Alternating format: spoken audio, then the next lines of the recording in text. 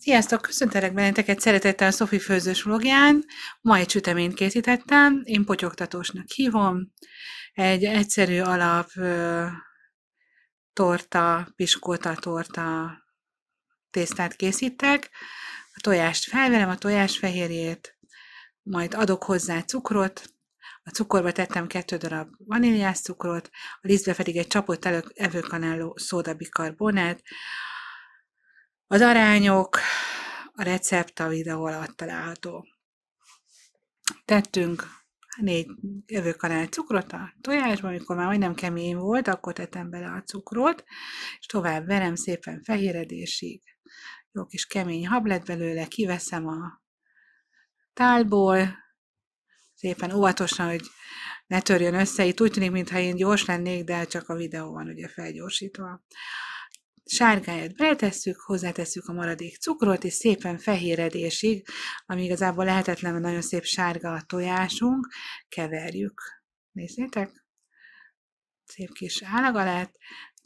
Keverőt cseréltem, és szitálok hozzá lisztet, teszek hozzá egy adag tojásfehérjét, és szépen lassan összekevertetem, hozzáteszem a többi lisztet is, én leszitáltam most, és a többi tojásfehérjét is hozzátesszük, de csak a felét kb. És a következő felét azt már kézzel fogjuk hozzákeverni. Ezt is lassan csinálom, csak a videóban tűnik úgy, hogy ez itt gyors. De finom, lassú mozdulatokkal csináljuk.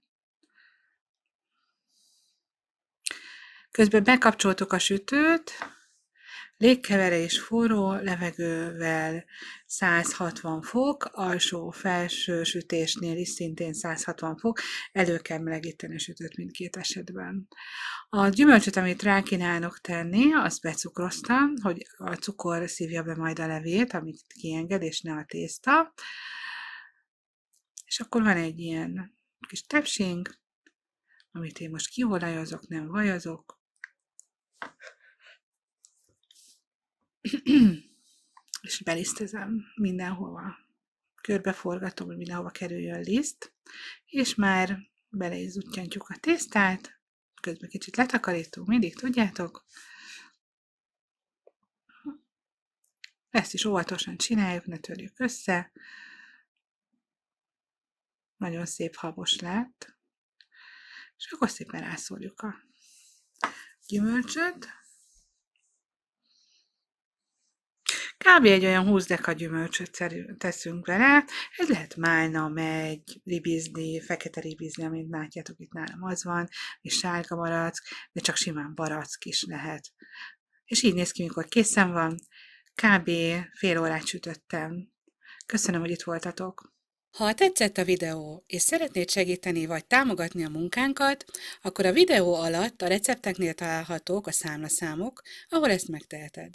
Kérlek, lájkoljátok a videókat a YouTube-on, és iratkozzatok is fel, így értesültök minden újdonságról, ami a csatornán történik. Osszátok a videókat, és kövessetek a Facebookon is, és legyetek tagjai a csoportnak, aminek a neve Nagymamák békebeli retro és most divatos receptjei. Köszönöm, hogy itt voltatok, sziasztok!